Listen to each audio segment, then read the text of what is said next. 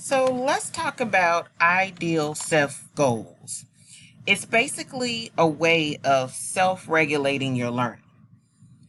Here's the reality: learning really doesn't happen just by you listening to a teacher, writing down what they say, looking over the notes, and then practicing.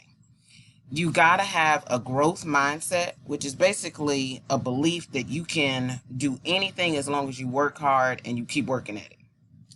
Now, then you also need to use that mindset through a process of using several strategies to help you learn.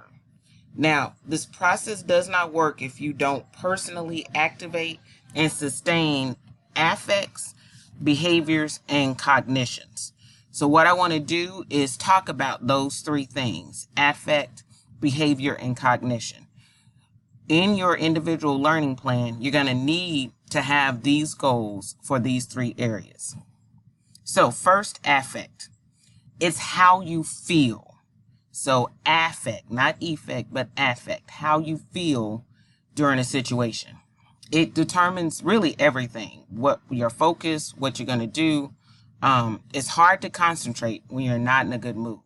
So great students know how to regulate their feelings, meaning they know how to implement certain strategies that change their feelings rather than let their feelings dictate what they're going to do.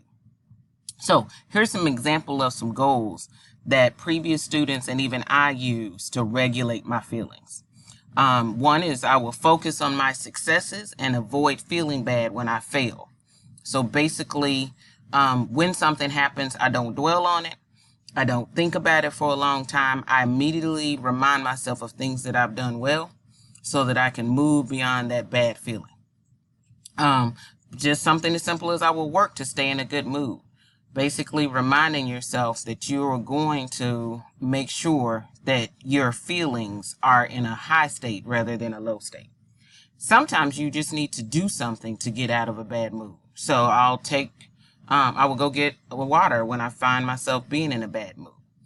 So these are all examples of how to regulate your feelings. And again, good students do that. When it comes to behavior, it's what you do with and without thinking. So there's some behaviors that increase learning. There's some basic areas that you can regulate your behavior.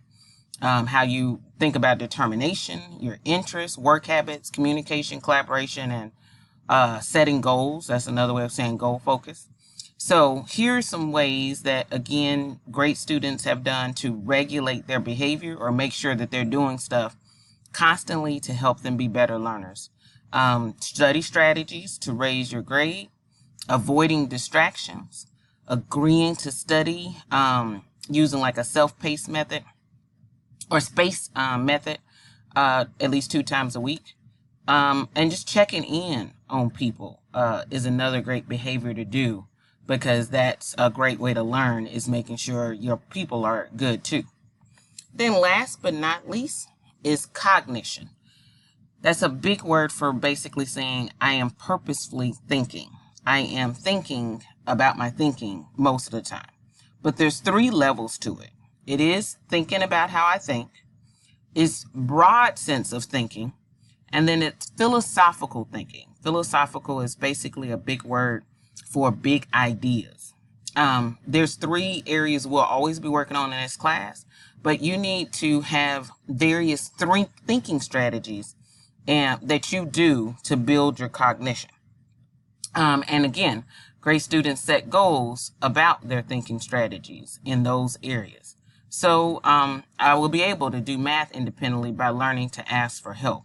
So I am going to purposefully think about asking for help to make sure that I improve.